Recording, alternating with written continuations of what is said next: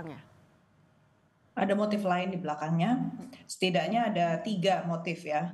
Pertama, kalau saya lihat Israel punya tujuan untuk menunjukkan bahwa tentara dan juga pemimpin di Iran itu tidak kredibel dan tidak kuat, tidak mampu untuk menjaga wilayahnya.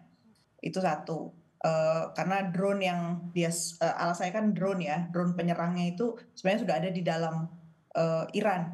Berarti kan fungsi sensor, fungsi deteksi itu kalah dengan intelijennya Israel berarti ya bisa menyusup masuk ke dalam Iran. Kemudian bisa jadi kaitannya itu dengan upaya Israel untuk melakukan perubahan rejim di Iran. Jadi ini yang akhirnya muncul kembali, apalagi Netanyahu juga melakukan statement, yang memberikan statement yang ditujukan kepada masyarakat Iran. Lalu motif yang kedua, ini pada saat yang sama sebenarnya kan sedang berlangsung negosiasi antara Donald Trump dengan pihak Iran ya.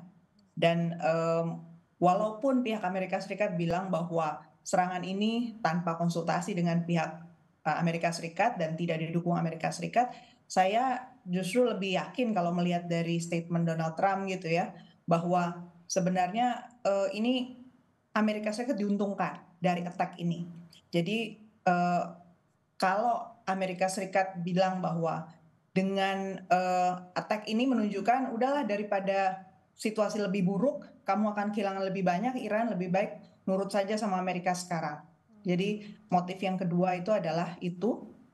Motif yang ketiga, saya lihat dalam negeri Israel karena nanti di bulan Oktober 2026 mereka akan ada pemilu. Dan suasana Timur Tengah yang stabil tidak menguntungkan untuk Israel.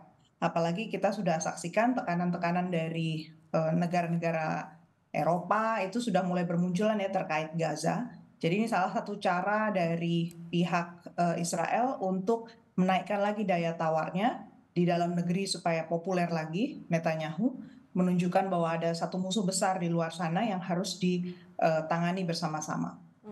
Mbak Dina, tapi juga kalau kita melihat pernyataan dari Netanyahu menyinggung soal kebebasan di videonya. Kemudian ia juga saat ini terbang ke Yunani yang menjadi wilayah netral. Apakah ini bisa dilihat sebagai kemungkinan eskalasi yang semakin memanas di wilayah sana?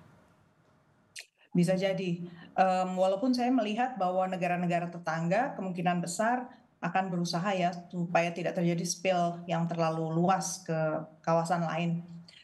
Tapi kalau dilihat dari titik serangan yang terjadi di Iran itu luas juga ya, itu dari utara sampai selatan ada, udah gitu dilihat dari fungsi perlindungannya pihak Iran, walaupun dia melakukan serangan balasan, kelihatannya tidak sekuat yang kita bayangkan atau narasi yang disampaikan oleh pihak Iran ya, bahwa ini ada operation of severe punishment, jadi hukuman yang dahsyat gitu ya buat melawan si Israel. Kalau kesan saya kok lemah juga ini si Iran saat ini, dan artinya kemungkinan bahwa ini meluas ke mana-mana mungkin belum, tetapi bahwa situasi menjadi makin tidak stabil, terutama soal negosiasi dengan Timur Tengah ya, Amerika Serikat, ini harus kita waspadai. Oke, Mbak Saidah, bagaimana respon